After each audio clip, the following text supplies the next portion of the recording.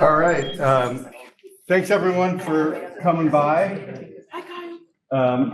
As we're waiting for a few more folks to trickle in, I just thought to get an idea of how AR works and just a little fun thing. I made a QR code that you can place Louis the Laker without hands down in this room, just to give it a quick whirl. Once that comes up, that should invoke something on your phone that automatically says, hey, place this down in the room. Once he's down, then you can walk around him, check him out, or if you tap on it, you can tell me where to stand and take a picture of me with Louis or someone else with Louis too. But just wanted to kind of get everyone a little active and have a fun thing at the very start before we get into the nitty-gritty of everything. I'm going to take a picture of you guys with your phone.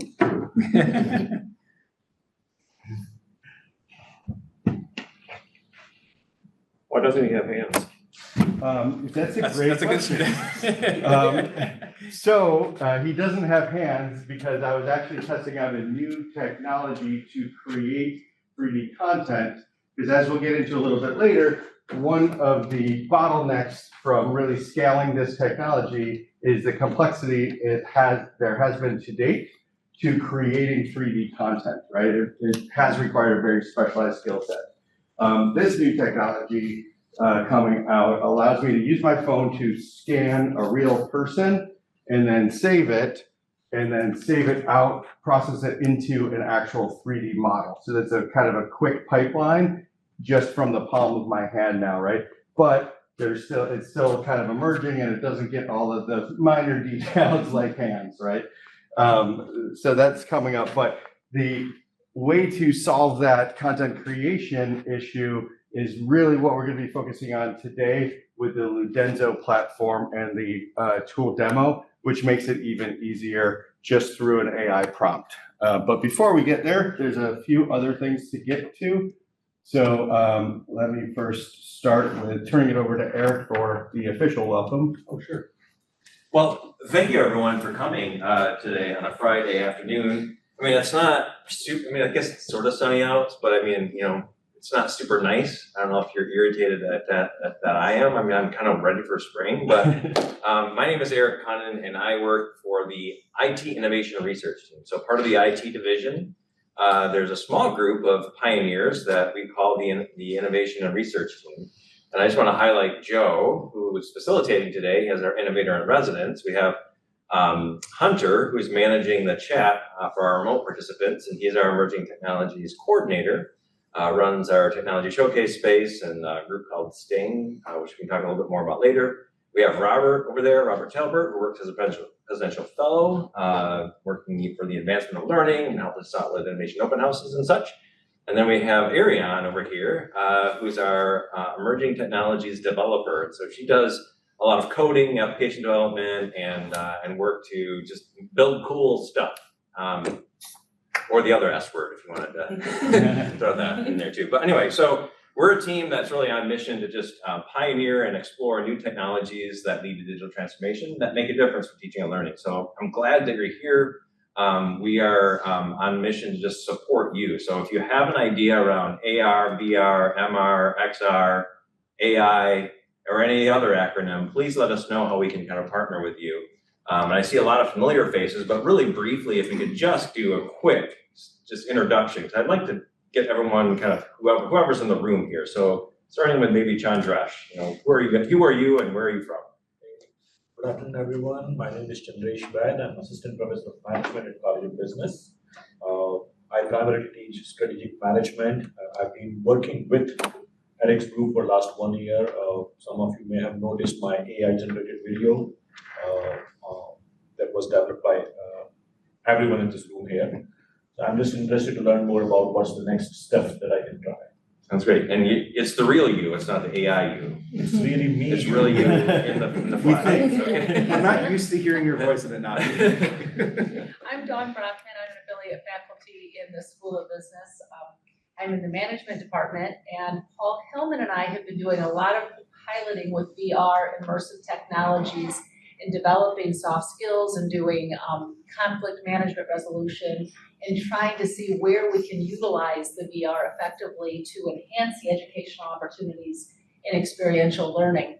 And we give Joe and Hunter and Eric and all of your teams so much credit because you are just there with us every step, well, actually ahead of us, every step of the way. And we really, really appreciate you because Paul is just driving forward like a bull and I'm Yeah. hanging on tightly. Thank you for those comments, we'll pay you later. Moving over to the stack table. Yeah, Nathan Kemmler, I'm the director of the Art Museum here at the university.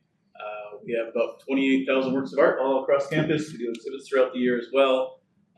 We've developed a full native app for accessing, engaging with the art collection, Art at GVSU. There's a full AR feature already embedded in that app so that our faculty, our students, and staff can create AR experiences with the art around them. So I'm here today to see what else we can do to make that easier for our students and faculty. Awesome. Michelle? I'm Michelle Walters. I am the Rep 4 Finlit Program Director. So Finlit's a new digital learning platform GVSU is developing to teach financial literacy to students. So I work out of the Future Ed Lab here with the Project Grand Path students. So excited to learn more about some of the cool technology that maybe we can incorporate in the app. I'm Kyle Matchman, digital media developer on our e-learning team within IT. We primarily do a lot of work to create educational media, video, podcasting, interactive modules, specifically for instructors to then incorporate into their courses usually. This table. I'm Mike Sherini, and I just had a conversation with Kyle the other day by Zoom. I'm a faculty member in hospitality and tourism management, and I'm trying to figure out how to make good with some of this cool stuff that's going on here, and I'm happy to hear learning things just in hearing what's going on already, so I'm going to a lot more. Great. David, modern languages and POTS. I'm Mark Schwartz, I'm in anthropology, and I'm trying to do more with physical media and also virtual media. So I've been having fun in the makerspace, printing out artifacts and handing them out. Students would like that, but ultimate goal is to have like a virtual field trip for students where they put on VR goggles and we go to an archaeological site and explore it. So Fantastic. I want to do that too. So Yeah. If you need any volunteers to go on any sites, I'm actually going. I can hear the camera. I think you get a lot of volunteers. Yeah. Hunter, anything more online from our online folks here? I just said hey to Manny and Kelly. Okay. Yeah, that's all I got. So Manny helps facilitate and work also in the Project Grand Path program with Michelle, and then Kelly works on the e-learning team as an instructional designer. Get that right? Yes. With the e-learning team and coming alongside faculty and helping them to elevate their courses for the online and in-traditional courses with technology. So that's us. Turning it back over to you, Joe. Again, just please. I'm glad you're here. Glad this conversation is happening. This is hopefully just the start of more conversations. We're going to want to come alongside all these projects and try to invent the future. The future of education is bright. So as we reach higher, we have a lot of opportunities to connect and to collaborate together. So turning back over to you, Joe. Awesome, thanks, Eric. And yes, I'm kind of relatively new to academia myself. I started here with the team in November of 23. So it's been great. Before that, I was mostly in the private sector, started in journalism, got into television production, and then had my own company where we got into a lot of corporate learning and developed an AR, no-code AR, XR platform, sold my company, then started here with these guys, right? So some of the examples we're going to be seeing today are more from the corporate world, but to Dawn's point earlier, our main goal here is to really figure out from these new technologies how they can enhance the learning experience for our students, right? So just to level set where everyone is in this room, some people might have more experience than others, but there's a lot of acronyms: XR, VR, AR, MR. What's the difference? So just to quickly go through this with everyone, XR is an umbrella term. It's not a specific thing. It just covers the general. AR is overlays onto the digital world. So similar to the Louis the Laker, you can just throw a model down and boom, it's there. You can explore it as if it were real. MR, mixed reality, is also virtual objects in the room, but then those objects can interact with the space and you can interact with them as well. Oftentimes you'll see these in a headset, either like a HoloLens or now the new pass-through quests and stuff like that, that you can see the room, but then see virtual objects, right? And then VR is the full immersion. So you go into a space directly and you're closed off from the rest of the world. Why does that matter? And the distinctions between the two. So it's kind of a continuum, right? They're all related. And you start with the real world, then you can bring virtual things on top of it, then you can interact with it, and then if you want to, you can fully immerse. But how does that really apply to learning scenarios, right? And how, you know, the best way to think about the differences and do these experiences need to be different and all of that sort of thing, right? It's kind of hard to sort out in your mind. So I've kind of presented 3 different videos here that kind of represent my journey through understanding this technology and how it can be potentially applied to a learning situation with benefits of each one. So I'll just take a minute here. They're about 2 minutes long each, and we can go through. The first one was just represents an epiphany I had at really what the difference was between AR and VR, right? Because I always thought they were completely separate things, but really, at the end of the day, it was just, does the experience have an environment already, or does it not? The things that are happening, the main part of the scene, can be the same, and the only difference between AR and VR at that point is, does it have an environment? So the other cool thing about this is I've always wanted to use Led Zeppelin in a presentation, so hopefully we're Led Zeppelin fans here. This is a former GVSU grad who used to work for me.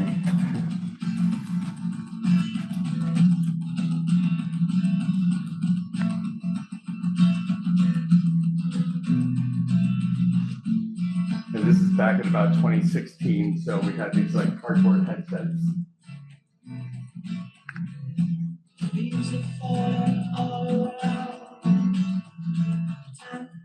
So now, the main scene is the virtual dancers, and right now they're in AR mode, right? Because you can see the rest of his desk, you can see his real world environment. And this is either AR or MR, right? And then quickly now he's switching to VR mode, and you can tell the rest of the world is completely closed off, but the dancers are doing the same thing, right? So there's really not much difference in what a scene actually is, other than are you experiencing it completely immersed, or are you still allowing the real world to come through, and is it enhancing your real world situation, right?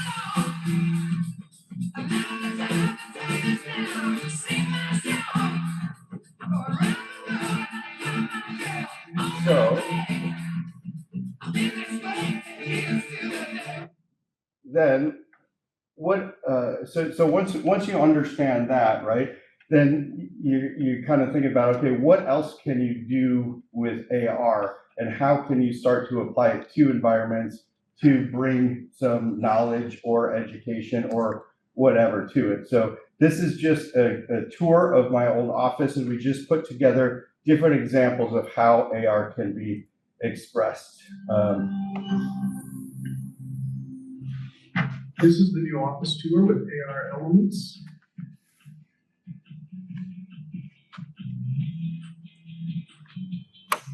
So as he's approaching the desk, you can see some Just popped up. labels of information about the environment that are associated contextually with it can come up. There. Right. Pops on. Closer. Pops up. And you also see. Part of what we're showing off here is a targeting technology that knows the location of the person, and it'll automatically show you what's relevant when you're close to it versus when you're not. That's a method of the target, we call it, or the trigger for the AR experience. So it can be a virtual scoreboard on something, right?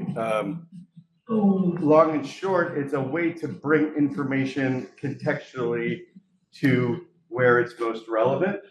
And what we'll see in the next video is a precise expression of that. Bring out text boxes. So in a museum, for example, you could have this associated to a piece of art and bring up more experience, or bring up a video interview with the artist or something like that, and not have to worry about managing anything that's physical or tangible. And video can come in. You can have virtual hosts or presenters. Recognizes based hotspots. These hotspots can be customizable, created on.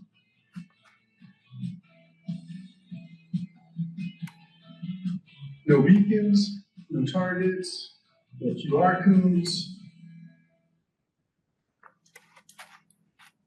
So again, that starts to give you a little bit more of an idea, get the wheels turning. And then now this one's an example of an actual learning experience. This was a training for a manufacturing machine.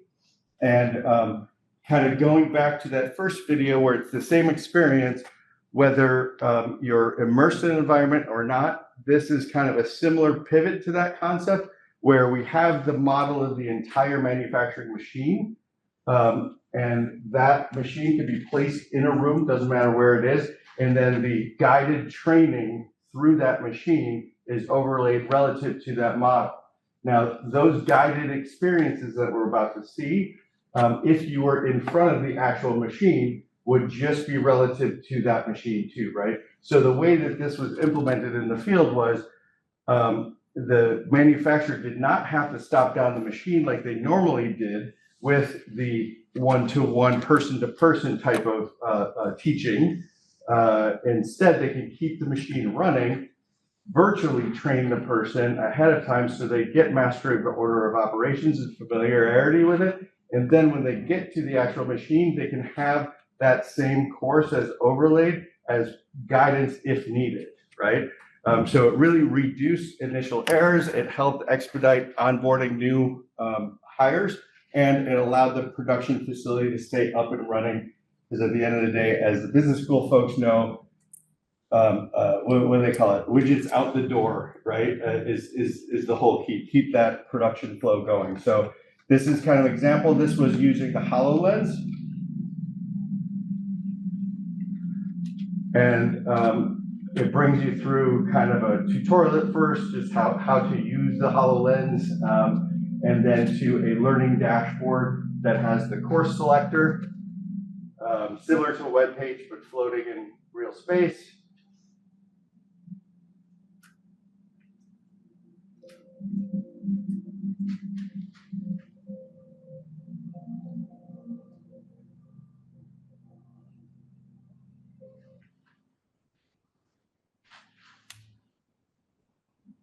From the unwind stand, the paper will be drugged by hand. So similar to a video tutorial, right? If you're watching a video, you have a voiceover, someone telling you what's going on. But more impactful than a 2D video, if you're watching something, you can see the whole 3D machine, start to understand what it's like, and then really dig into the contextual elements of it. Again, with some guiding Through these two sensors, just by the web path going under the next idler roll. Then it will go under the catwalk, and the S1 unwind stand will be threaded under the S2 unwind stand. It is taken, threaded by hand. Joe, how long does it take to make something like this, a video training like this? This was kind of a new approach at the time to it. So this took a little bit longer, but once we got the template and the process down to crank out one of these, it was probably about 2 weeks per machine, per module. But this was back in like 2018. So the tool set have gotten much more sophisticated and easier to work with. But something like this still requires some complex knowledge, right? More of why I'm kind of showing you guys this is more just to kind of get the wheels turning on where the value points for integrating AR can be within a learning experience, right? So in this case, it's that concept of the pre-training, but in a context that's very similar to what you will be experiencing when you get to the place, right? So in an archaeological situation, for example, you could drop a dig site down and then explore that with your students, walk around as if you were there. So kind of a remote field trip. You could either do that immersively or just in AR as well. So that's just kind of the idea is to get the wheels cranking. It's the window washers, guys. They're cleaning the windows, the window sky is washers. not falling. As I started. Joe, Yes. so does this allow collaboratively working on the same piece of matter that I drop at a particular place? So for example, if I'm dropping a machine, Yeah. I'm doing it through my phone. Mm-hmm. How would the students next to me will it be collaboratively transferred onto their phone as well? They will see the same thing that I'm seeing through my phone. So yeah, there's different tools that would allow for a shared experience. So you have one person that would be the kind of master or the professor in the situation controlling the scene, and then others could be viewing also, but not necessarily have the interactive controls. So that is a possibility in those group learning situations. The tool that we're going to be really diving into today, the Ludenso LessonsAI, is more of a singular one-to-one. So it's allowing a student on their own to access a model, drop it down, explore it on their own. It's really that next phase of when you're going through a textbook or an online course and you see figure 2.1 that shows the whatever of something, right? Instead of just seeing that 2D version of it, then you can see the full 3D, explore it. In those situations, for example, a lot of use cases in medical, when you don't have access to cadaver, but you may want to see different body parts and explore them as if you did. So that's where that comes in. But to your question about shared experience, yes, it's possible. The tool that we're exploring today in depth, it is not possible yet, but this is in alpha stage. So as you guys are guinea pigs after this or during this, you'll get access to the platform. And then after you can start to use it and give feedback to us, which we can then give to our partners, Ludenso, to inform their development roadmap. So shared experience would be a great idea as a feature to add in. So moving on here.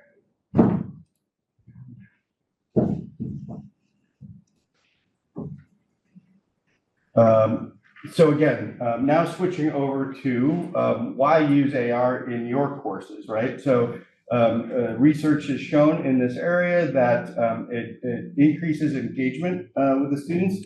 It enhances visualization, provides more contextual learning that we kind of just showed with the machine, and improves outcomes because they have a more visceral understanding of the subject matter. And then to date, though, why? So the big question is, if it's this awesome, why hasn't it been everywhere already, right? So what have been the hurdles? Content creation complexity is really a big one, right? I've talked to a lot of people who want to incorporate it, but they just don't know Blender, they don't know Maya, they don't know 3D modeling, they don't know AR programs or anything like that. So it's complicated, it's hard, right? Hardware accessibility. Some experiences require specialized hardware that's not easily available. Technical issues, glitches, internet bans, all of that kind of stuff, right? Pedagogical integration, it's outside of LMSs, right? So it's really hard to track in the bigger context. It becomes more of a pain than it's worth, right? And then development costs and times because of all of the above, right? So basically, with those things in mind, that was really the drive behind us finding and partnering with this small Norwegian startup company called Ludenso. And what their background is, they've really focused on a niche creating 3D model content for textbooks. And by doing that, they've developed out a large 3D content library, right, which they can then reference when moving to other tools that allow just general users to then create different experiences, right? So when we got to them though, my first interaction with them was your studio tool is great, but it still requires some knowledge of AR creation and 3D content creation. I want it more simple, right? And luckily it was right at the same time that ChatGPT and everything was blowing up and AI was making things easier. So what we explored is there a way to make it as easy as a prompt, right? Just let me type in a prompt and then the AI behind the curtains can do everything else and present me with what I want, or at least close to what I want, right? But from a pedagogical, I can never say that word, standpoint, one of the things we always want to keep in mind is having the human as the main oversight throughout the whole process. As Chandra knows, we're taking a similar approach to the video tool that we're creating, where whatever the AI creates and presents, you will always have the ability to edit and or approve before it goes live, before it publishes, right? So you're keeping the instructional integrity of all of the material that's going in. And then, so what we came up with, what we'll see here in a second is based on a prompt, it will spit out a lesson summary, a 3D model, and a little short quiz. And you can embed easily each one of those parts or the entire as a whole into Blackboard just by cutting and pasting some code. So that's where we're at an alpha stage, and you guys are now our guinea pigs as well, hopefully.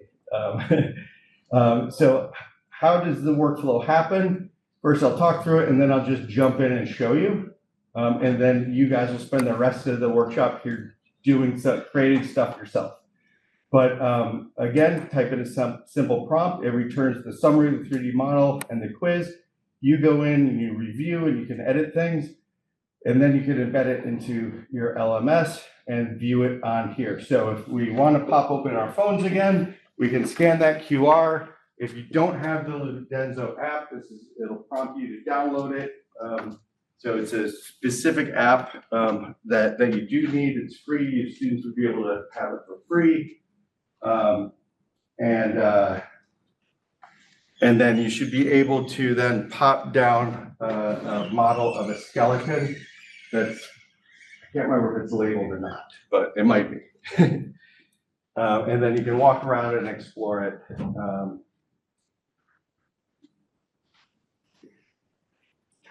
Is that working for everyone? Anyone having issues? You have to download the app. Yep. The app first. Yeah, if you don't have it yet, it might prompt you to download the app. And then once you have the app downloaded, I just put that in the background and then rescan the QR code, and that will pop it up through the app probably.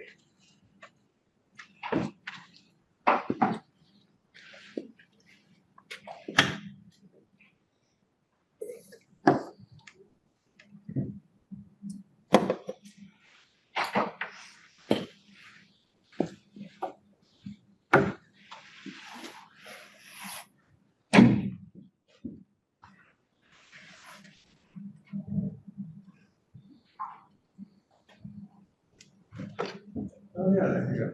You got it working? And then you can make it. Yep, you can, if you want to resize it, once you drop it down, you can use pinch and zoom, resize it, twist it around, different positions. Is that working for you? Mm-hmm. Yeah.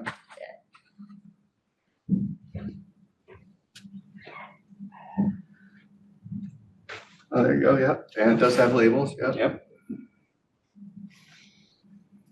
Yeah, so then you can leave it and walk around it, or you could twist it and really get closer and explore in detail. So, yep. I got that page. You can just swipe and close that and then rescan the QR and it should just pop it up now through since we have it.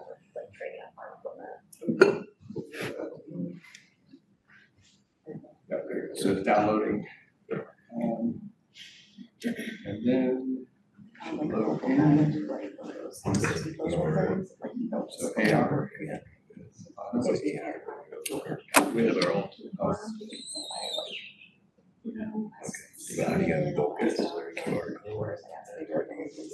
All right, cool. So that, what you just saw was the student experience. So now,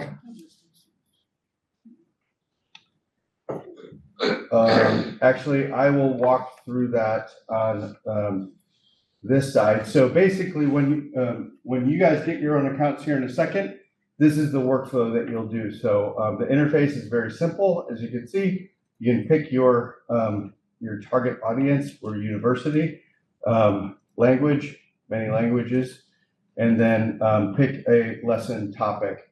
So, you know, you think of something simple, trying to think, the human heart with labels. Hit generate, and then it kind of tells you what it's doing. It's going out, understanding your prompt, finding a lesson summary, finding a 3D model that's associated, generating a quiz based on it, and then finalizing everything to present back to you. So here we go. The human heart is essential for circulating blood, blah, blah, blah. Here is where you can edit. If you would like to, you can adjust this, make it longer, shorter. You know, if the AI was wrong, you can do that. Here is the actual model that it found. Now, one of the things that's cool and one of the reasons why we partnered with them is because they had that deep model library already from working with companies with textbooks, right? But one of the current roadmap items that we're doing that will hopefully come out sooner rather than later is just text to 3D content creation through the AI. That's getting better and better every day. So even if it doesn't have the model in its library, it will generate it from a prompt on its own, and it will be accurate. Right now, I'd say it's probably about 70% accurate, so we haven't integrated it directly into the tool, but that's coming shortly behind. Yep. If a 3D model like exists on Sketchfab or something, can you link it to this? Yes, so that's another roadmap feature that will be released sooner rather than later, but is the ability for a user or creator or professor to upload their own models, and it will go into a GVSU only company or organization that then other people at GVSU can share. So because we're all in that organization, once you guys activate your accounts, you'll be able to see what everybody else is creating too right now. We haven't put up, you know, walls. It's just one big group for now, right? We can modify that later. But yes, that's definitely a feature that's in demand because, you know, some departments have existing models already and they'd like to kind of curate their own library. So absolutely. Then when it does the search, our library will be preferenced first and then go to theirs, and then the third one would be generate if you don't have anything. So as you can see, we twist it around, we can see what the labels are, right atrium, make sure that's accurate, otherwise edit all of that as well. And then finally, the quiz. It comes up with 5 quizzes, right? So once you feel like everything's good, then you can go to publish the lesson. And when you publish the lesson, that's when you get the embed codes.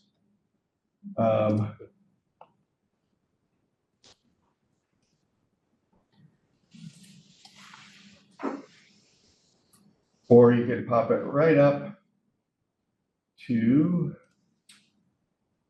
see this in AR mode. Go back.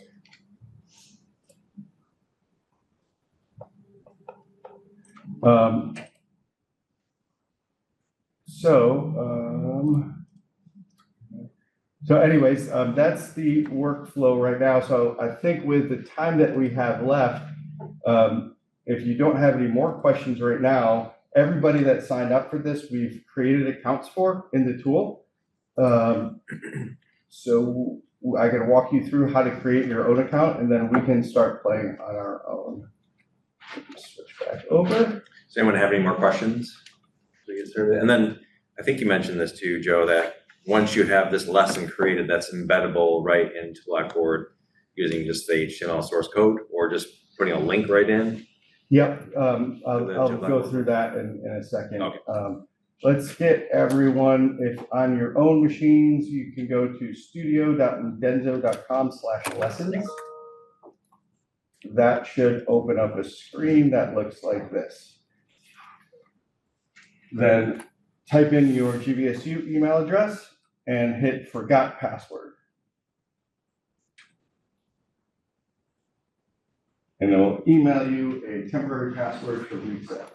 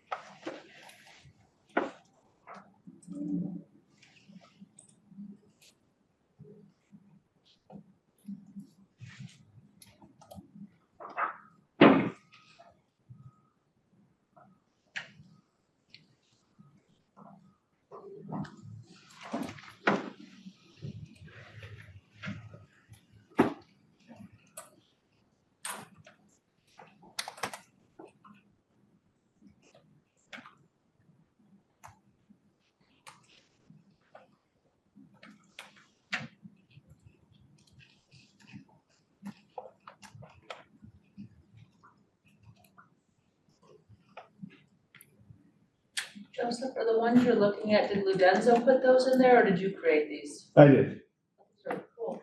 and in testing.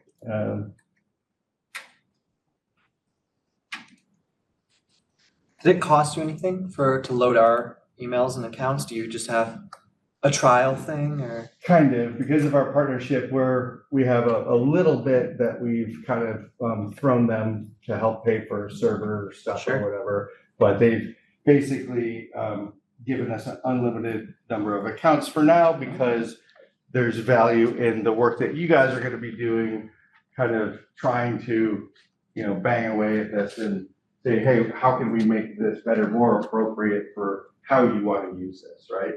And there's one part. So did everybody get their accounts going? Once you do, go ahead and start to mess around with some things. Joe, Kelly's running into a message that says the claims for verification control have not been verified, and is asking for the URL again. Sure. I will put that in the chat. Yeah.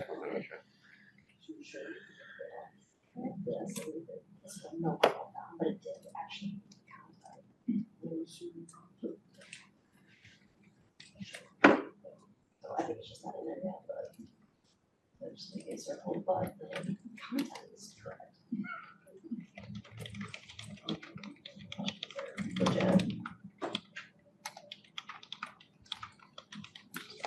Joe, Mm-hmm. is it primarily in medical content? Or? Medical is probably the most robust content they have already. If you ask for something they don't have right now, because the AI generation thing isn't really up to snuff yet, it'll give you just a random ball. Okay. I got the random ball, but the content for like the quiz and the description was all correct. Yes, yes, absolutely. The text is no problem. The large language side of it is very good and very developed.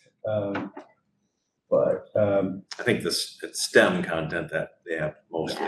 yes, it's STEM in general. So and it does get some things kind of wonky. It still hallucinates. You probably heard that word a little bit. I'll give you a quick example of that. In my lesson list, my prompt is here, as you can see, a cat skeleton.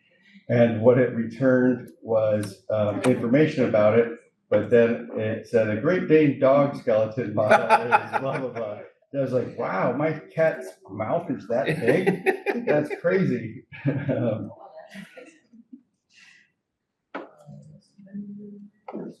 Hell of a cat, that dog.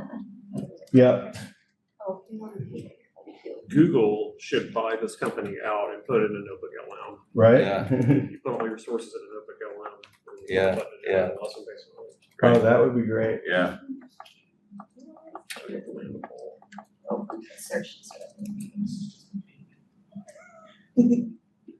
Oh, you're looking for gradient vector. Joseph, There's you a said we gradient couldn't of create orange. things We're and getting put them directly in the close. website? You can. I'm looking. So they just, unfortunately, this week they just pushed a new build of stuff, and I'm seeing now that after you publish it, normally presented you with the embed code to then cut and paste into Blackboard, and I'm not seeing that easily here anymore. But let me figure that out real quick. Did Kelly get added? I believe so. Is it not working for her? So she said, I did that and it sent a verification code to me, and when I put it in, it gave me the same message. So she needs to use her email address and the temporary password that it sent her, and then that's what is happening to her. I love the dragon guy.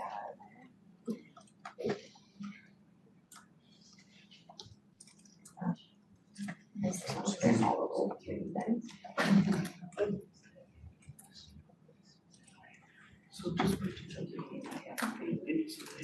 Yeah. See if we can change it someplace else. Yeah, I'm not seeing the embed anymore either, Joe. And at minimum, you can just link to that webpage, I imagine, right?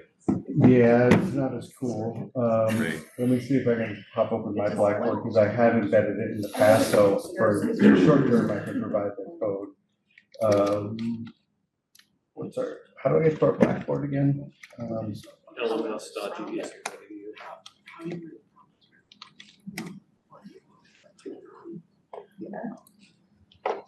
So that's like, instead of that, you would probably want to say.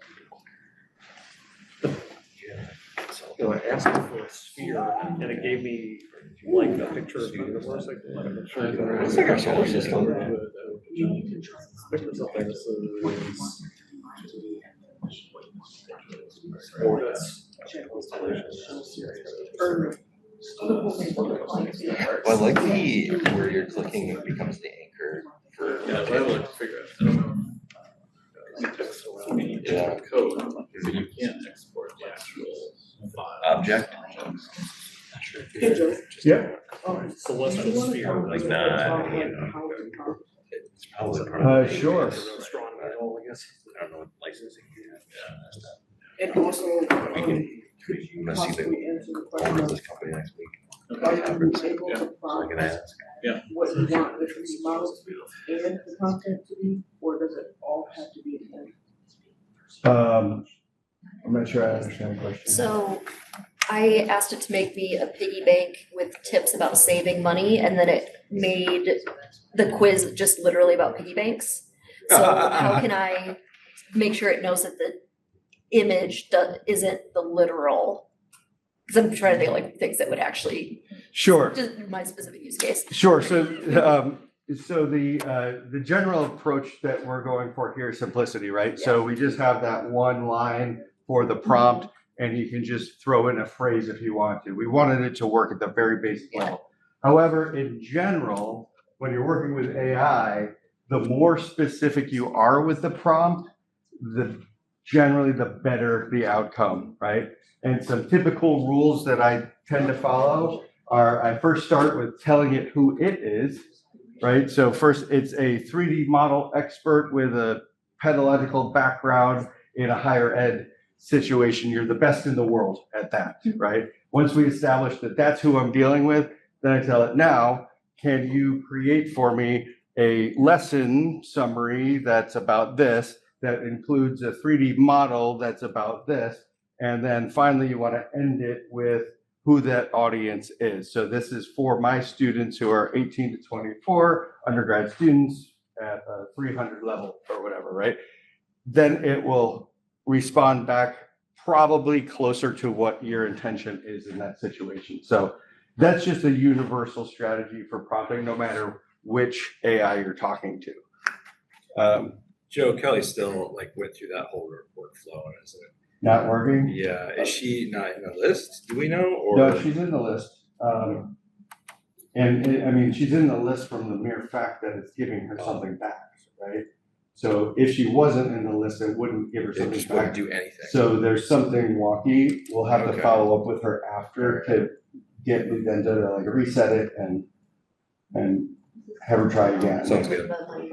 And she's definitely using the same email, not the mail.gbsu or anything, it's just gbsu.edu. She sent her email, but yeah. Okay. So to embed it, what it would give you, and I'll make sure before you guys dig in again that that's an option when you publish. It gives you this embed code, but I'll put this in the chat as well to this Zoom session and also in a follow-up to you. This is the iframe code to embed into Blackboard, where all you would replace is go to your published lesson. So it would be the version that has the summary, the model, and the quiz. Take that URL and then replace it in Blackboard with this part, just this part, right? And then it will embed the entire lesson. Oops, I'm in the edit there, so I got the wrong one.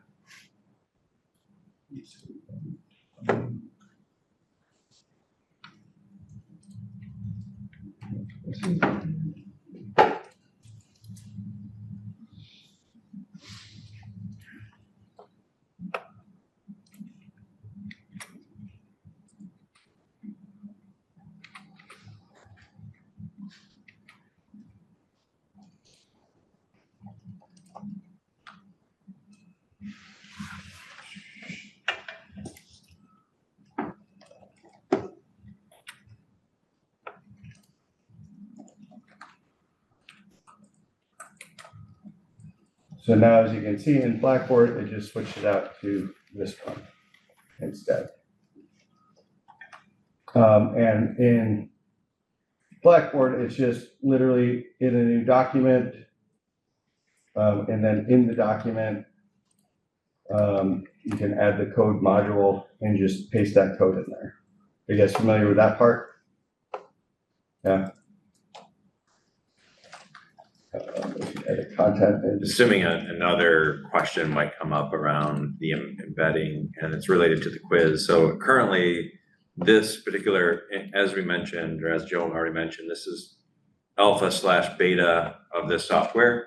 So there's no, like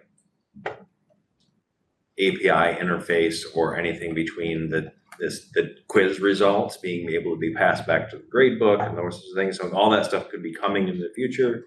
But just wanted to share that too, that there are possibilities down the road. That's a great point. So if you want to ignore embedding the summary and the quiz part of it and just focus on the 3D content itself, then you can navigate to this and grab just the model, copy that, and use that for the URL instead. Joseph, I see a lot of value in the health sciences for this.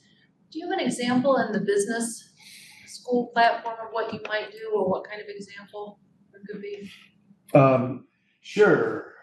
So, I'm trying to think.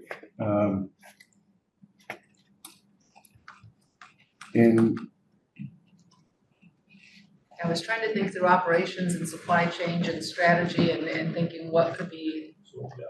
Right, so that's exactly what I was thinking. It's like visualizations of work, like factory workflows, right? Here's an example.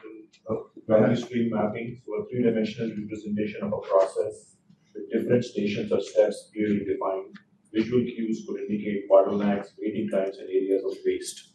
So students can actually see if they're in lean manufacturing or process improvement, how the entire production cycle is designed and where queuing is happening, where there is wastage happening. They can visually walk through the entire production planning and see. Exactly. So that Building it for me, it's gonna be something else. right. So as the model generation matures, then it'll start to get more complex modeling like that. But that's a great example where you could take a factory environment, drop it here, and then show the process with those overlays. So similar to what I did before, right? And then where I've seen it in real world is a very similar situation where there was this one CEO that we worked with where he wanted all his factories on his conference table with real-time data feeds coming in, so he could just visually see what exactly is going on, where the bottlenecks are, where the red lights are, so that he can more quickly understand what's going on and who to yell at. Basically. Is that kind of like a digital twin? Yeah, it's a digital twin of the factory, but real-time digital twin of the data that was happening, and then that was overlaid. It's completely like SAP integrated. Every time SAP gets updated, it's getting updated. Right, yeah.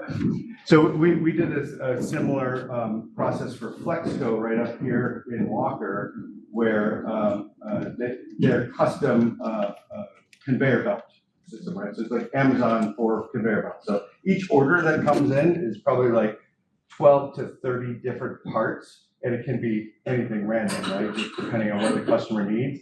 And there was two people that knew where in the stacks of their stuff that knew where everything is, right? So they would get an order sheet printed out, and then they would come up with their own route because they know it so well, and go and fill that, and then put that through a packaging thing to send out, right? That was a bottleneck when one of those two people were hurt, and that took 15 minutes, right? So we mapped the whole place and then created, based on the order that came in, follow this guide to this product, pick this, make sure it's the right one, have a model to compare it to, and then once you picked it, you scanned it, it updates the inventory system, and to deplete it real time, and then you move on to the next thing, right? So that alone allowed more than two people, basically anyone who put on a HoloLens, could follow this and fulfill an order that's never done it before. So it increased employee flexibility. Anyone can do this where it used to be a specialized role, and it decreased that pick time process from 15 minutes to 5 minutes. Wow. So if you do the numbers on that, if they do 100 orders a day, saving 10 minutes each time, and each minute has a specific dollar value, that's exponential, right? At that point. So that, in those situations, so for students in that case, you could take a similar type of visualization and kind of bring it to the classroom instead of having to go on site or something like that, right? Other areas might be some data visualization as well. If there's complex, if you want more of a 3D view at a data set, you can drop that down and explore it that way, manipulate it that way. But that's kind of what we want to start to ideate on, right? Is kind of like, how can we use this? What would be, the other thing on this is you don't want to force it, right? One of the kind of key things I always keep myself disciplined about is I love the new shiny tool, right? The new tech that's out, that's great. This is awesome. We're going to do this. But if it has no purpose, then don't force it, right? Don't just do it because it's new and cool, but find a practical and tactical application for it, and then really dig into understanding the tech and how you can use it in that specific way. Give it a reason. Any questions so far? Or? I'd like to throw that question almost back to Ludenso and ask them, okay, what customers do you have that are using this more in some of your management type classes when you get away from the data and the supply chain? You're the first. So we're the only university they're working with. Hey, let's try to be the first again. No, seriously, so they've worked with textbook companies before, that's it. But they haven't worked, and some K through 12 over in Europe, but they haven't worked in higher ed yet. But so that's part of their excitement about the partnership with us. And we've bragged about you guys in terms of all of our GVSU faculty is very innovation forward. Part of our partnership with them is that, hey, we'll get the folks here excited about it and using it with the caveat that, hey, this is an alpha. This is a situation where we're developing a tool together, but your role in this is, and the benefit is that you get to shape the tool to meet your needs and your use cases specifically, right? And that's kind of a rare opportunity. Most of the time, we're just, buying a software off the shelf, Ovation or something like that. And if we had a feature that could be cool, it may, we could submit it and maybe it'll get addressed at some point. But here, we're working directly one-to-one with the developer, so we can really push through different features that will be effective for you. So please do share that feedback. Yes. And actually we'll How are we bring on your time? question and talk to him directly. I'm going to meet the founder next week at a conference. So that the conference next week is the opportunity of going to ASU GSV. So it's Arizona State University and Global System Ventures. So it's essentially ed tech companies and education folks coming together for a startup conversation. So Eric, who is the founder of Ludenso, has a cool name. But he spells it a little bit different. He's not talking about himself. But he is actually, his company was selected to be part of the ASU GSV 50 Cup, which means the top 50 companies that were selected to participate this year at the conference. So I'll be able to have a couple of conversations with him. He's pitching his startup on Tuesday morning, so I'll have an opportunity to talk with him. But I will definitely say, hey, you got some really innovative business faculty. Yeah, leadership, motivation, soft skill development, any of that interview on all that, those types of things, where do they see their platform? Right. And like Eric said, or is this just not the platform for that? Right. And then as we're wrapping up, so we're getting up close to the time here, I just wanted to share that we definitely would love your participation when using Ludenso, trying Ludenso out. If it doesn't meet your needs though, realizing it's, an early product, help us to shape the product, but not stop there either. If there's an idea that you have in hospitality management or in anthropology or in business or FinLit or the art gallery that could really benefit from something that maybe is bespoke or unique or custom to GVSU, we're the team that can help you build that. And we would like to entertain that as a support for you.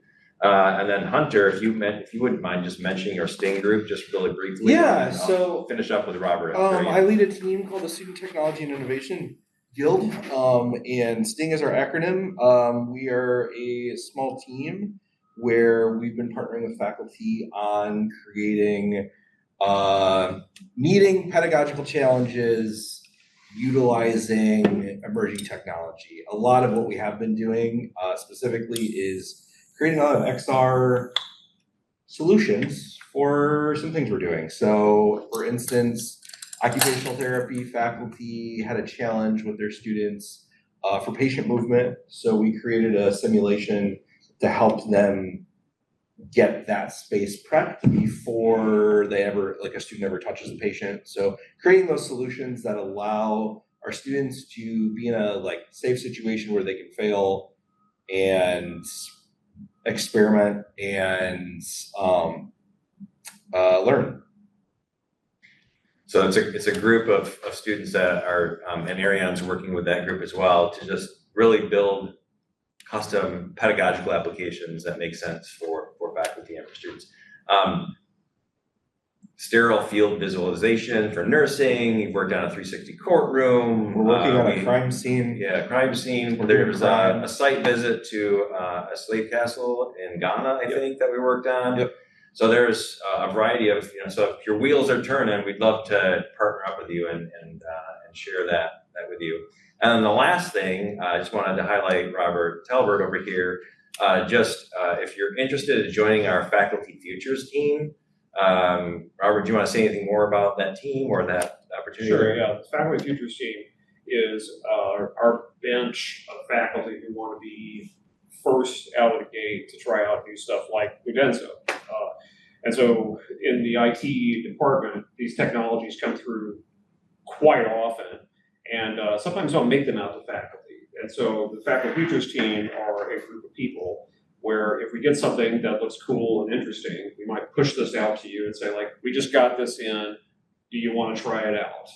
And you would be, if you joined this team, you would not be spammed with email, but you would be first in line to try out anything new, cool, interesting, and you'd be the vanguard of putting the stuff in the classroom. And if you're interested, we have a sign-up sheet That's why I say somewhere.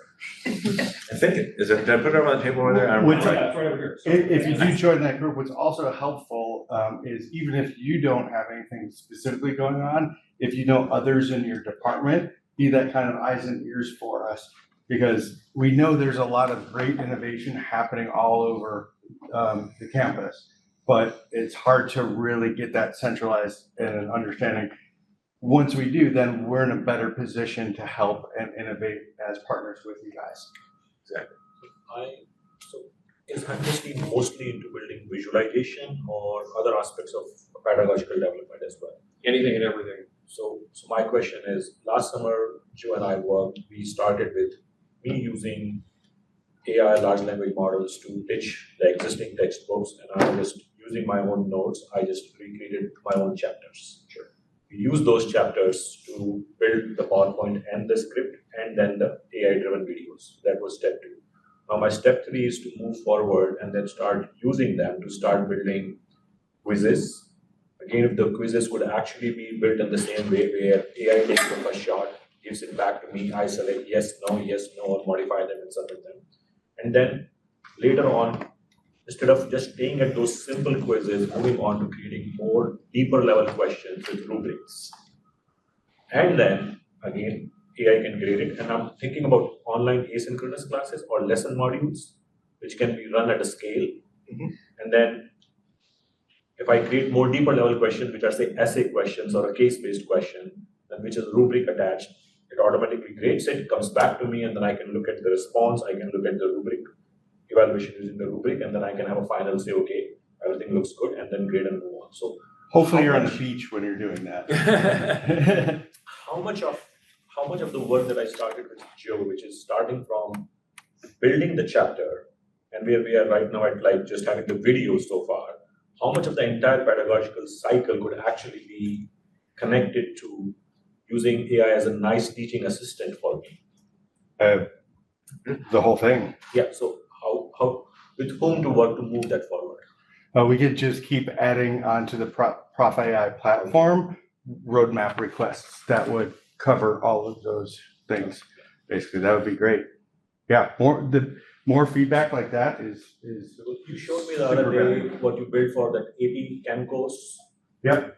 That's in my opinion, that's the very next thing that I should start working on. Oh yeah, my little review thing for my son. Yeah. Thank you. Just lastly, just as a follow-up, future edlab@gvsu.edu. Any questions you have in developing, but also, even if you don't have questions, just what you did in a couple of weeks, just send us back a note, hey, check this out. And we'll be able to see it anyways if you are on that main dashboard. When you log in, you see all of the old things. We're gonna be able to see what all of us are creating too in that big group dashboard. So check out others, but contact us through that, give us updates, and then we'll get that feeding back to the development team. Thank you so much for coming by. Thank you, everyone.